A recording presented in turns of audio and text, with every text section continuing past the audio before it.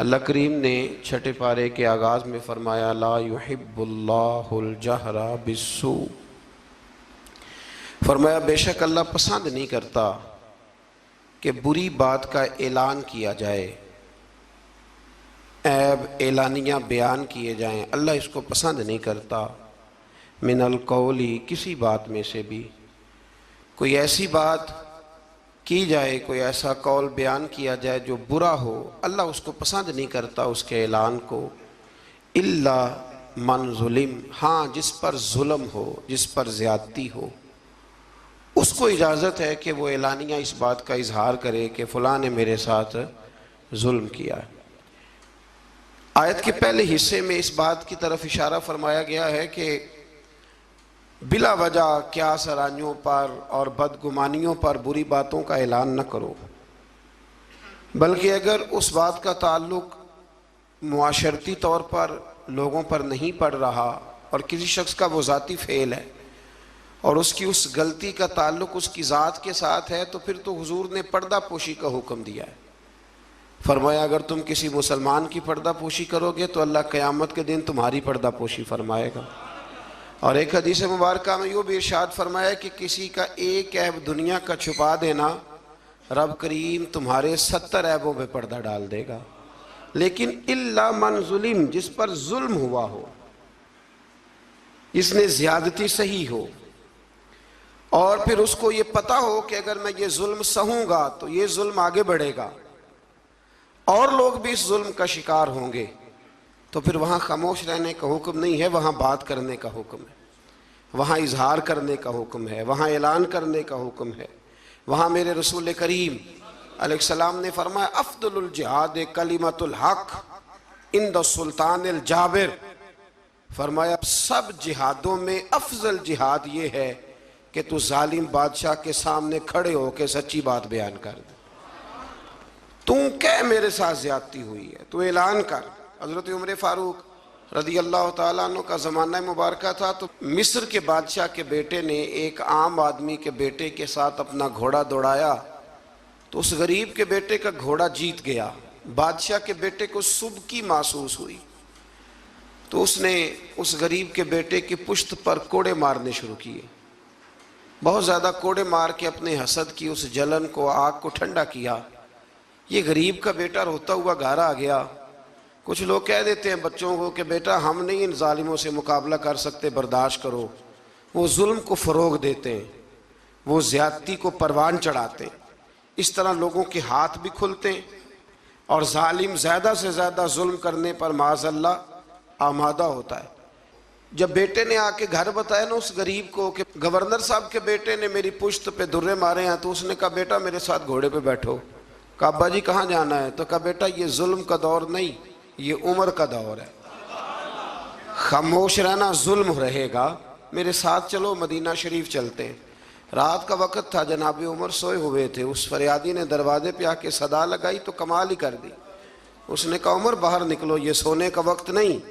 जब जुल्म होने लगे दुनिया में तो बादशाह सोया नहीं करते, बाहर आओ। जनाब फ़ारूक आदम बाहर आए तो उसने कहा उमर हमारी गलती क्या है कि हम गरीब हैं?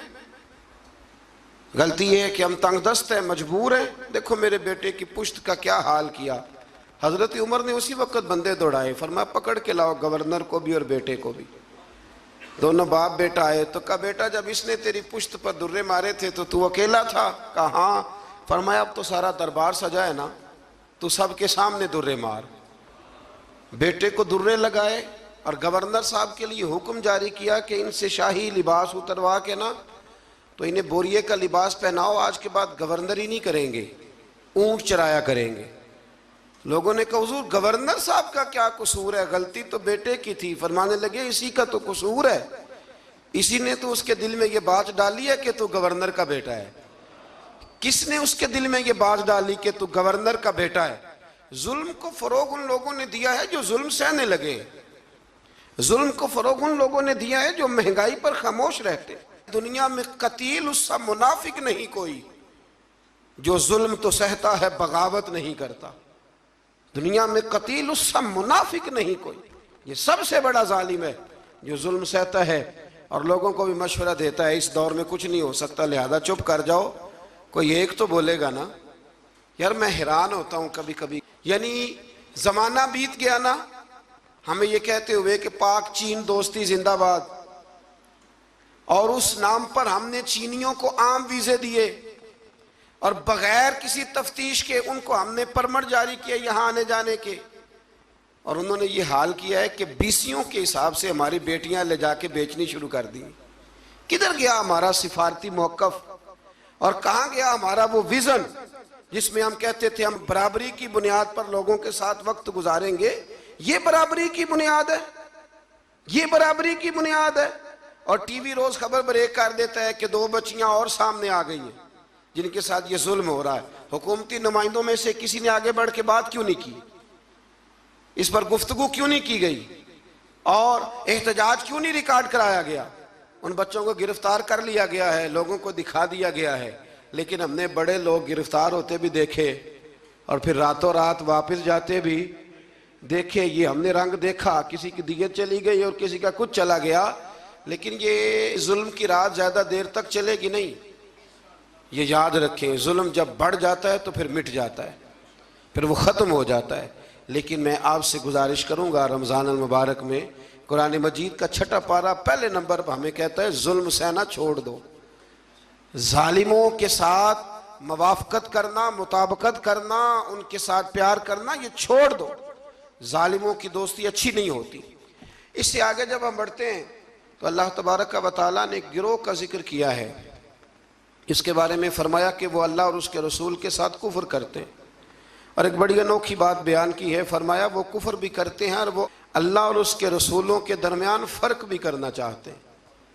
वो इरादा रखते हैं कि अल्लाह और अल्लाह के रसूलों के दरमियान फ़र्क कर दें, जुदाई पैदा कर दें। फरमाया उनका कहना यह है कि वो बाज़ रसूलों पर ईमान लाते हैं और बाज़ के साथ कुफ्र करते हैं। फरमाया ये लोग काफिर हैं और इनकी बातें रब करीम के लिए काबिल कबूल नहीं है, ये इनका रवैया अहले इस्लाम के लिए काबिल कबूल। और इन लोगों के बारे में अल्लाह करीम ने फरमाया उलाइका हुमुल काफिरून हक्का। फरमाया ये जो है ना कुछ रसूलों को मानते हैं, कुछ को नहीं मानते, और अल्लाह और उसके रसूल के दरमियान जुदाई करना चाहते हैं। फरमाया ये पक्के काफिर हैं, पक्के काफिर हैं, पक्के, ये बड़े पक्के। हमारे बरेली शरीफ में एक उस्ताद हुआ करते थे, हज़रत अल्लामा बहाउल मुस्तफ़ा साहब किबला, मौलाना अमजद अली आज़मी साहब रहमतुल्लाह ताला अलैह के छोटे साहिबजादे थे। वो अभी भी पढ़ाते हैं बरेली शरीफ में, जिन्होंने बहार शेर लिखी है। तो वो कहा करते थे कुछ काफिर होते हैं, कुछ सुपर काफिर होते हैं। हमने उनसे कहा जनाब ये सुपर काफिर कौन से होते हैं? कहते काफिर तो वो होता है ना जो अल्लाह रसूल को मानता नहीं, और सुपर काफिर वो होता है जो कहता है रब अलहदा रसूल अलहदा, बिल्कुल इनको करीब नहीं होना चाहिए। फरमाया ये सुपर काफिर है, इसलिए कि कलमा पढ़ के भी वो बात करता है जिसका कोई वजूद मौजूद अल्लाह ताला समझने की तौफीक अता फरमाए। इससे फिर थोड़ा सा जब हम आगे बढ़ते हैं तो अल्लाह तबारक व तआला ने हज़रत ईसा अलैहिस्सलाम का जिक्र फरमाया है कि हज़रत ईसा अलैहिस्सलाम को अल्लाह तबारक व तआला ने आसमानों पे उठा लिया। हमारे मुफस्सिरीन ने लिखा है कि जब उन लोगों ने ये चाल चली कि हज़रत ईसा अलैहिस्सलाम को माज़अल्लाह शहीद कर दिया जाए, तो अल्लाह ताला ने उसी गिरोह में से एक शख्स को वो शबाहत दी जो हज़रत ईसा अलैहिस्सलाम की शबाहत थी, उसको उन्होंने सूली पे चढ़ा दिया और रब करीम ने हज़रत ईसा को आसमानों पे बुला लिया। हज़रत ईसा चौथे आसमान पर मौजूद हैं और ज़िंदा हैं, वो तशरीफ़ लाएंगे। और मेरे रसूल पाक ने फरमाया वो मेरी मस्जिद में नमाज़ पढ़ेंगे और वो यहाँ आएंगे, उम्मत मुस्लिमा की रहनुमाई करेंगे, और फरमाया अपने कलमे को फ़रोग़ नहीं देंगे, मेरा कलमा पढ़वाएंगे लोगों। और फरमाया जब वो नमाज़ पढ़ेंगे ना तो इमामत भी मेरी उम्मत का इमाम करेगा। तो हज़रत ईसा अलैहिस्सलाम का तशरीफ़ लाना यहाँ बयान किया गया। पर यहाँ अल्लाह ताला ने अपने बहुत सारे रसूलों के नाम ले ले के ज़िक्र फरमाए, और फरमाया कुछ नाम ऐसे हैं जो हमने बतला दिए हैं और कुछ नाम ऐसे हैं जो बतलाए, तो जो नहीं बतलाए उन पर भी ईमान लाना है और जो बतला दिए गए उन पर भी ईमान लाना है। यहाँ इस बात का बड़ी वजाहत के साथ जिक्र फरमाया गया। फिर अल्लाह तबारक व तआला ने आगे जाके बाज़ ऐसी बातें जो पहले भी हम मुलाहजा कर चुके हैं, उन बातों को बयान फरमाया और हज़रत ईसा अलैहिस्सलाम के बारे में ख़ास करके जो ईसाइयों का अकीदा है माज़अल्लाह ताला। मैंने जब हज़रत उज़ैर अलैहिस्सलाम का जिक्र आया था ना 3रे पारे में, तो मैंने वहाँ भी ये बात अर्ज़ की थी कि जब अंबिया किराम अलैहिमुस्सलाम की बहुत ज़्यादा शानें लोग देखते हैं ना, तो कुछ लोग गुलूव करते हैं। तो गुलूव का माना ये होता है कि वो वहाँ तक बात ले जाते हैं जहाँ तक जा सकती नहीं। जब हज़रत उज़ैर अलैहिस्सलाम 100 साल तक सोए रहे और बेदार हुए, तो यहूदियों ने उन्हें अल्लाह का बेटा कहना शुरू कर दिया। माज़ यही हाल हज़रत ईसा अलैहिस्सलाम के साथ हुआ कि जब हज़रत ईसा बगैर वालिद के पैदा हुए तो लोगों ने माज़अल्लाह उन्हें अल्लाह का बेटा कहना शुरू कर दिया। ये गुलूव है, ये वो जुल्म है अकीदे के साथ। अब भी बहुत सारे लोग ना हमारे ये जो जदीद, मैं थोड़ा सा जब पढ़ता हूँ ना जदीद माहौल को, तो मैं देखता हूँ कि एक ऐसा मज़हब तैयार करने की दुनिया में कोशिश की जा रही है जिसके अंदर सब लोगों को जमा कर दिया जाए, ऐसी खिचड़ी पकाई जाए कि ना मुसलमान का पता चले और ना काफिर का पता चले, बिल्कुल खिचड़ी पका दी जाती है। तो कुछ लोग खिचड़ी पकाने वाले होते हैं, तो कुछ लोग ऐसे होते हैं जो फिर खिचड़ी से चीज़ें अलहदा भी कर लेते हैं, दाल अलग कर लेते हैं और घी और सूंघ के बता देते हैं कि असली है कि नकली है, डालडा है कि। ये भी अल्लाह ने तौफीक देखे ना। हम मनफी बातों को अक्सर बयान करते हैं तो मुस्बत बातें भी बयान है।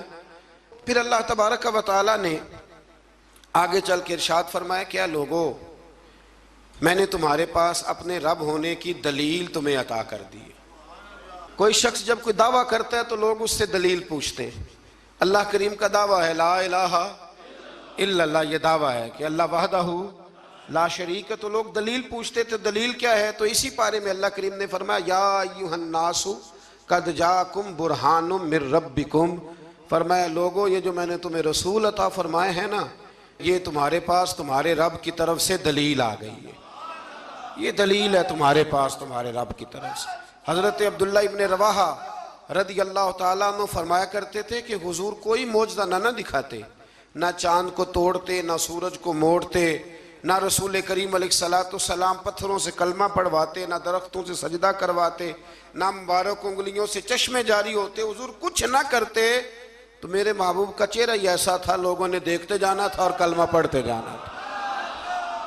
इसलिए कि हुजूर सल्लल्लाहु ताला अलैहि वसल्लम को अल्लाह ने वो नूरानियत, वो कमाल, वो खूबसूरती अता की, वो ख़ास जाज़बियत है महबूब की गुफ्तगू में भी, हुजूर की आंखों में भी, हुजूर के लबो लहजे में भी, और मेरे रसूल के चेहरा अनवर में भी, और पूरा वजूद हुजूर का मौजज़ा है। तो अल्लाह तबारक व तआला ने फिर इसी पारे के अंदर इस बात का भी तज़किरा इरशाद फरमाया। शुरू में ना सूरतुल माइदा के बिल्कुल शुरू में अल्लाह ताला ने वादे पूरे करने का हुक्म दिया है। फरमाया ईमान वालों अपने वादे पूरे करो। वादा पूरा करना ये इनफरादी मामला नहीं, ये इज्तिमाई मामला भी है। और हमारे यहाँ वादे पूरे नहीं किए जाते। वादे पूरे करना बड़ा ही ज़रूरी है। हमारे यहाँ लोग वादा नहीं पूरा करते, और मेरे नबी करीम अलैहिस्सलाम ने हद बंदी कर दी, फरमाया जो वादे का पाबंद नहीं उसका तो दीन ही कोई नहीं। और हमारे मुल्क में हाल ये है वादों के हवाले से, मैंने का उम्मीदवार तकरीर कर रहा है और जिस बंदे ने अपनी जेब से उसके इश्तिहार छपवाए हैं, पैनाफ्लेक्स छपवाए हैं और उसकी तस्वीर उसने अपने दिल पे लगाई हुई, और नारे भी खुल के मारे हैं, उसने खुल के नारे लगाए हैं। और जब उसने वादा किया ना कि बस ये सड़कें पक्की हो जाएंगी, ये पेरिस बन जाएगा और साथ वाली गली मैनचेस्टर बन जाएगी, और उससे अगली जो गली होगी वो लीड्स बन जाएगी, और उससे आगे जो है वो बिल्कुल बरतानिया वाले देखने आया करेंगे, ये सारे उसने जहां जहां वादा किया वहां वो जिसने स्टिकर लगाया था उसने नारा लगाया, पूरा नारा लगा, पूरी बात हुई। लेकिन जब वो तकरीर सुन के बाहर निकलता है ना, पैसे भी उसने जेब से लगाए हैं, नारे भी उसने लगाए हैं, कुर्सियों में हिस्सा भी डाला है जो वहां उसने सजाई हुई थी, और बाहर निकलते वही बंदा कह रहा है कि जो ये कह रहा है ना सारा झूठ ही कह रहा है, खुद बयान कर। ये कौमी लीडरों की बात कर रहा हूं, तो आप अंदाजा कर लें कि आम लोग, हुजूर ने फरमाया नास वाला दीन मलूक है, लोग अपने सरदारों के मजहब पे होते हैं। तो अगर सरदारों का, बड़ों का ये मेयार होगा गुफ्तगू का कि उनके सपोर्टर और वोटर कहेंगे ये बोल झूठ रहा है सारे, इसने करना कराना कुछ भी नहीं, तो जब आपके वादों की नौयत ये हो जाएगी तो इसको कभी भी इनफरादी मसला ना समझे, इसे इज्तिमाई मामला समझे। मेरे रसूल करीम सल्लल्लाहु ताला अलैहि वसल्लम इस कदर ज़्यादा पाबंदी फरमाते थे कि हज़रत मरसद रज़ी अल्लाह ताला अन्हु फरमाते कि ऐलान नबुव्वत से पहले एक शख्स ने हुजूर के साथ लेन देन का कोई मामला किया, कोई चीज़ उसने खरीदी हुजूर अलैहिस्सलाम से, और नबी पाक को एक कुएं पे बिठा के वो घर चला गया पैसे लेने, तो जाके भूल गया। 3 दिन के बाद उसे याद आया और वो शख्स कहता है जब मुझे याद आया तो फिर भी मैं दौड़ के नहीं आया। मैंने कहा कि वो चले गए होंगे, 3 दिन कौन बैठा रहता है।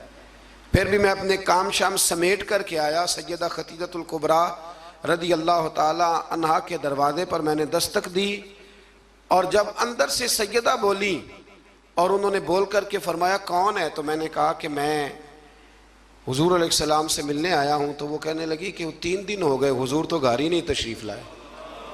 फरमाते हैं फिर मैं तड़पा और मैं दोबारा उस जगह आया तो हुजूर ने कुछ सख्त जुमला नहीं कहा, फरमाने लगे खैरियत तो थी, आपने तो मुझे मुश्किल में मुब्तला कर दिया। आपने फरमाया यहाँ बैठो, तो मैंने कहा बैठता हूँ, तो फिर 3 दिन हो गए बैठा हूँ। तो कहते उसने कहा कि आप उठ जाते, तो महबूब फरमाने लगे कैसे उठ जाता, तेरे साथ वादा जो कर लिया था यहाँ बैठूंगा, उठ कैसे जाता। तो मियार बनाए ज़िंदगी के अंदर। ये क्या बात हुई कच्ची कच्ची बातें करना, और बातें करते वक्त भी इरादे कच्चे रखना, बात हो जो गई। फिर से आगे अल्लाह तबारक व तआला ने कुछ ऐसे जानवरों का जिक्र फरमाया है जो हलाल हैं, और कुछ ऐसी इशारे इरशाद फरमाए हैं कि कुछ जानवर ऐसे हैं जो खाना मुसलमान के लिए जायज़ नहीं है।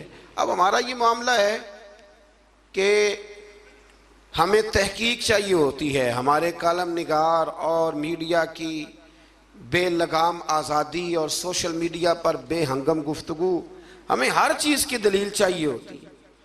अब ये भी लोग सवाल करने लगे हैं जी वो हराम जानवर जो यूरोप के यहाँ इतना ज़्यादा खाया जाता है, वो बीमार तो नहीं होते, वो मरते तो नहीं, तो वो फलां तो नहीं होता। तो खुदा के बंदो, कोई ज़रूरी है कि कोई ऐसी चीज़ लोग खाएं तो उससे मारी जाएं तो वो गलत होगी? नशा करने से आदमी मर जाता है।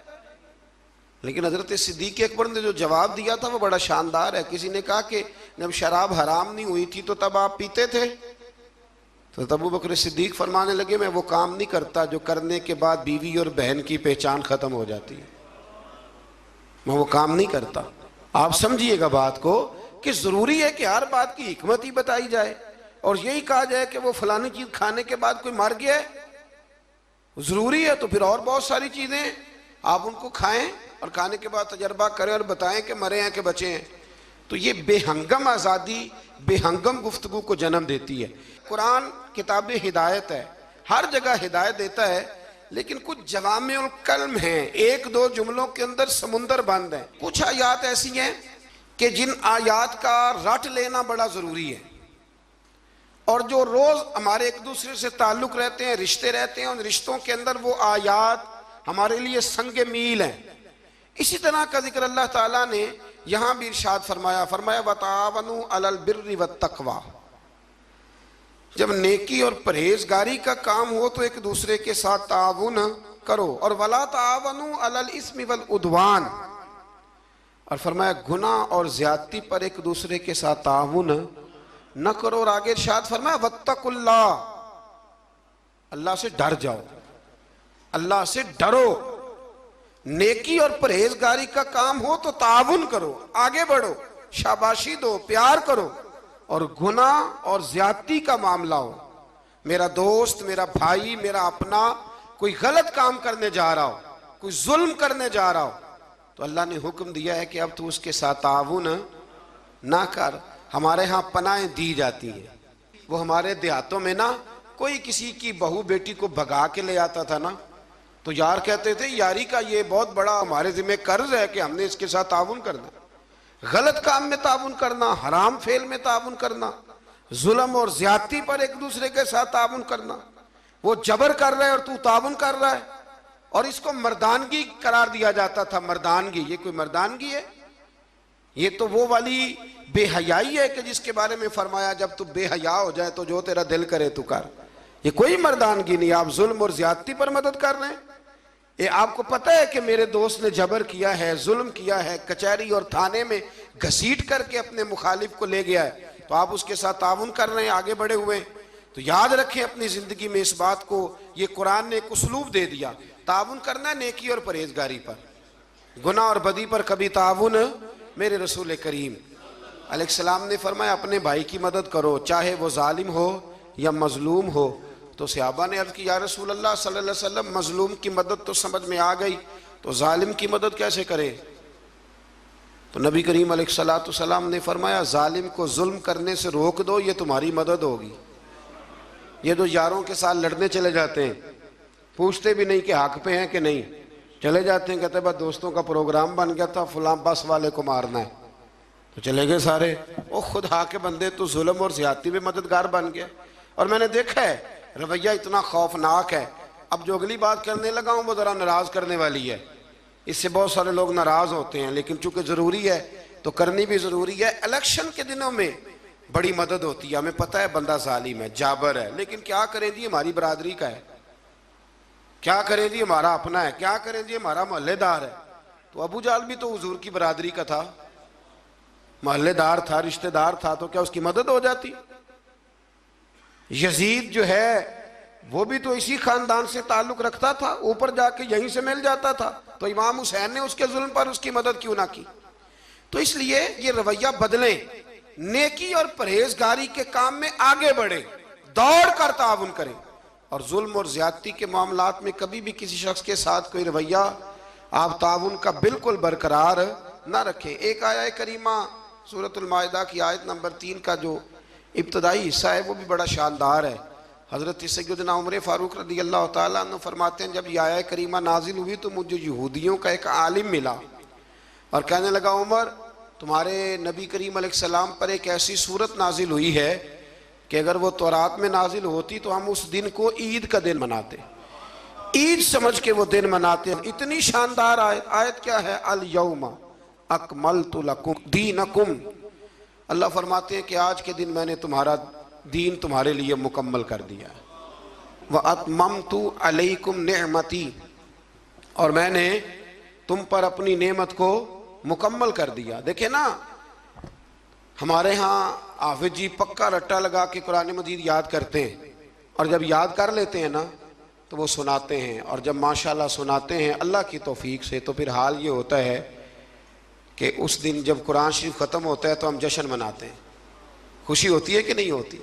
ये नाजरा कुरान मजीद को बच्चा मुकम्मल करता है तो तब भी खुशी होती है कि नहीं होती? और हमारे यहाँ जो लोग आम ख़त्म शरीफ के मुखालिफ हैं, ख़त्म बुखारी के, वो भी बड़े कायल हैं। तो अगर दीन मुकम्मल हो जाए, पिछला कोई दीन भी मुकम्मल नहीं था, तो ये दीन मुकम्मल है हमारे पास, यानी इतना मुकम्मल है कि हमें छींकने का तरीका भी बाहर से लेने जाने की कोई ज़रूरत नहीं, वो भी हमारे रसूल ने हमें घर में अता फरमाया है, वो भी हमें बाहर से ले जाने की ज़रूरत। अकमलतु लकुम, मुकम्मल कर दिया तुम्हारे लिए। और ये जो लफ्ज़ लकुम है, इस पर बड़ी खूबसूरत बात काजी सनाउल्लाह साहब पानीपति रहमतुल्लाह लिखी है। वो फरमाते, रब फरमाते हैं मुकम्मल भी मैंने तुम्हारे लिए किया है, तुम्हारे लिए मुकम्मल किया है ताकि तुम राज़ी हो जाओ, तुम्हारे लिए आगे जीना आसान हो जाए। तो मेरे अजीज़ दोस्तों, इससे थोड़ा सा आगे जब हम जाएंगे तो अल्लाह तबारक व तआला ने वज़ू के फ़राइज़ भी इसी जगह बयान फरमाए, और फिर अल्लाह तबारक व तआला ने इंसाफ करने के लिए खड़ा होने का हुक्म भी इन्हीं आयात के अंदर दिया। और जब आप इंसाफ के लिए खड़े होंगे, वो कोई भी हो, और जब आप अदल करेंगे तो अल्लाह करीम ने इरशाद फरमाया कि फिर तुम्हें एक ऐसी नेमत मिलेगी जिसका कुरान मजीद में जा बजा जिक्र है। वो नेमत क्या है? फरमाया इदिलू, तुम अदल करो, हुवा अक़रबु लित्तक़वा, अब ये तकवे के करीब हो जाएगा। और जब इंसान तकवे के करीब होता है तो फिर अपने रब के करीब हो जाता है। अदल करो, इंसाफ करो, तुम्हारे हाथ एक घर का ही अदल और इंसाफ क्यों ना आए, इंसाफ का तराजू। इसलिए हुजूर सल्लल्लाहु अलैहि वसल्लम ने फरमाया हर एक निगरान है और उससे उसकी रियाया के बारे में सवाल किया जाएगा। आगे जाके ना इसी पारे के अंदर हज़रत आदम अलैहिस्सलाम के उन 2 बेटों का भी जिक्र है कि जिसमें एक बेटे ने दूसरे को कत्ल कर दिया था। उसने जब उसको कत्ल किया, और कत्ल की बुनियाद जो यहाँ बयान की गई वो हसद है। हसद जो होता है ना, हसद ये एक अजीबोगरीब चीज़ का नाम है, रोग है ये बातन का, ये बातन का रोग है। और हसद जब आ जाता है ना तो फिर इंसान को जला देता है, और फिर इंसान माज़अल्लाह ताला ऐसे ऐसे अजीब हरकत करता है, होता असल में हसद है। और इमाम गज़ाली रहमतुल्लाह ताला अलैह ने तो यहाँ तक लिखा है, फरमाते हैं ये तकब्बुर और हसद ज़्यादातर अहले इल्म लोगों में होता है। अल्लाह ताला हमें माफ़ फरमाए। अब इसके तर्जुमा आपने सिर्फ मौलवी नहीं कर लेना। वैसे लोग कहते हैं मौलवी पढ़े लिखे नहीं, तो कोई ऐसी बात बयान की जाए तो फटाफट कहते हैं मौलवियाँ की गल हो रही। तो भाई ये अहले इल्म से मुराद MSc वाला भी है, PhD वाला भी है, पढ़े लिखे लोगों में। और ये जो तकलीफ दे किस्म की अजियत देते हैं ना अपने मुखालिफ को, ये अक्सर पढ़े लिखे लोग देते हैं। सादा आदमी तो गुस्सा भी सादगी में ही करता है और राजी भी सादगी में हो जाता है। तो वो हसद की बुनियाद पर काबिल ने हाबिल को कत्ल कर दिया। तो आगे कुरान मजीद ने जो उसलूब बयान किया वो बड़ा और ज़्यादा नसीहत आमोज़ है। जब कत्ल किया तो अब क्या करे, भाई की लाश को उठा के फिर रहे हैं कि इनका किया जाए। तो उनको दफन करने का तरीका कव्वे ने सिखाया। कव्वे ने भी लड़ते लड़ते दूसरे कव्वे को मारा, फिर उसने अपनी चूंच के साथ ज़मीन को खोदा, फिर उसके अंदर उसने कव्वे को रख के उसके ऊपर मिट्टी डाली। तो काबिल को समझ आ गई कि इस तरह करके मैंने भाई को दफन करना है। तो अगर कव्वा कोई बात सिखा सकता है तो इसका मतलब है सीखने वाला कहीं से भी सीख सकता है। शर्त यह है कि उसका सीखने का प्रोग्राम हो, उसका इरादा हो कि मैंने सीखना है। कुछ चीज़ें ऐसी होती हैं जो नज़रियाती होती हैं, तो जो नज़रियाती चीज़ें होती हैं उन पर ज़ाहिर है फोकस भी ज़्यादा होता है। और नज़रियाती चीज़ें जो ऐसी हैं जो ज़िंदगी में भी अमल करने में रास्ता आसान करती हैं और मरेंगे तो कब्र में भी हमें फ़ायदा देगी। तो एक नज़रियाती आयत है, इसी के अंदर आयत नंबर 35 सूरतुल माइदा में, उसमें अपनी बात को समेटता हूँ। अल्लाह करीम ने फरमाया या अय्युहल्लज़ीना आमनुत्तकुल्लाह वब्तगू इलैहिल वसीला, ए ईमान वालो अल्लाह से डरो और उसके रास्ते में वसीला तलाश करो। अल्लाह क्या फरमाते हैं, अल्लाह से डरो और उसके रास्ते में वसीला। तो जब अल्लाह वसीले को पसंद करता है तो अल्लाह वसीले को, यार वाज़े आयत आ गई, वाज़े। मैं हैरान होता हूँ बाज़ौक़ात कि वाज़े दलील के बावजूद लोग कहते हैं कि जी यहाँ से मुराद कुछ और है। तो मैंने कहा किसने तुम्हें कहा कि मुराद लो? तुम कौन होते हो अपनी मर्जी से कुरान की तशरीह करने वाले, तफसीर करने वाले? क्यों, किस तरह तुमने मुराद लिया? कहने लगे जी वब्तगू इलैहिल वसीला का माना है अपने आमाल का वसीला पेश करो, नबी करीम का वसीला ना पेश करो, अपने आमाल का। और एक दलील है वो हदीस गार, 3 लोग गार में चले गए, उन्होंने अपने अपने अमाल का वसीला दिया तो अल्लाह तबारक व तआला ने निजात दे दी। यानी वो नमाज जिस नमाज में सारा सौदा बेचा है दुकान का, कहते हैं उसका वसीला दे लो, पता नहीं वो नमाज कबूल भी है कि नहीं, उसका वसीला दे लो तो दुरुस्त है। और वो वाला हज जो सारा माज़अल्लाह दिखावे पे गुजर गया, उसका वसीला दे लो तो जायज़ है। और वो ज़कात पता नहीं पूरी दी के नहीं दी, उसका वसीला दे लो तो, यानी वो आमाल जो पता नहीं कबूल है कि नहीं, उनका वसीला दे लो तो वो जायज़ है। तो ये तो अमाल पता नहीं मकबूल हैं कि नहीं मकबूल, तो उस रसूल का वसीला ना दे जो हर वक़्त ही रब की बारगाह में मकबूल है। और सिर्फ दुनिया में ही मकबूल नहीं, कब्र में भी मकबूल है। और क़यामत के दिन भी शफात का सेहरा सजेगा तो मुस्तफ़ा के सरे अनवर पर सजेगा। हमारे यहाँ बड़े अजीबो गरीब रवैयों के लोग पाए जाते हैं, और फिर जो उनकी बातें कबूल करने वाले हैं वो उससे भी ज़्यादा वसी व ज़रफ़ हैं, वो उससे ज़्यादा बुलंद हौसलों के मालिक हैं। वो साहिबाने इल्म व फ़िक्र फटाफट आ जाते हैं, कहते हैं जी मतलब वसीले की ज़रूरत क्या है, अल्लाह जब सारा कुछ डायरेक्ट सुनता है। और मैंने कहा खुदा के बंदे, तुझे तो अल्लाह ने बगैर वसीले के पैदा नहीं किया, गिरा के ऊपर से छत से। देखे ना अल्लाह मेहनत करने का हुक्म देता है तो बगैर वसीले के भी अल्लाह रोज़ी अता कर ही सकता है ना। अगर मन्नो सलवा सुबह बनी इसराइल की छतों से मिल सकता था तो हमारे बिस्तर में तकिए के नीचे से भी नोट निकल सकते थे। पर अल्लाह ने फरमा उठ के जाओ, काम करो, कुछ करोगे तो फिर तुम्हें मिलेगा। तो जब अल्लाह ताला ने सारा निज़ाम ही वसीले का बनाया है तो अजीब मंजर है और अजीब कैफियत है कि इस बात पे लोग किताबें छापने लग जाते हैं, इस पर लोग तवज्जो देने लग जाते हैं। मेरे रसूल करीम अलैहिस्सलाम की साहिबजादी का विसाल हो गया तो जब गुस्ल दिया हुजूर की बड़ी साहिबजादी को, तो नबी करीम अलैहिस्सलाम ने इरशाद फरमाया कि ठहरो, अभी कफन न देना। तो सहाबियात ने अर्ज़ की हुजूर क्या करना है? तो महबूब अंदर गए और अपना कुर्ता उतारा, फरमाया मेरी बेटी को मेरे कुर्ते में कफन दो, उम्मीद है अल्लाह इसकी बरकत से उसकी कब्र को रोशन फरमा देगा। तो यहाँ तो तबर्रुकात वसीला बन रहे हैं। तबर्रुकात हज़रत अनस बिन मालिक रदी अल्लाह ताला अन्हु के पास हुजूर के नाखून थे। उन्होंने वसीयत की थी जब मेरा इंतकाल हो जाए तो मेरी ज़ुबान के नीचे रख देना।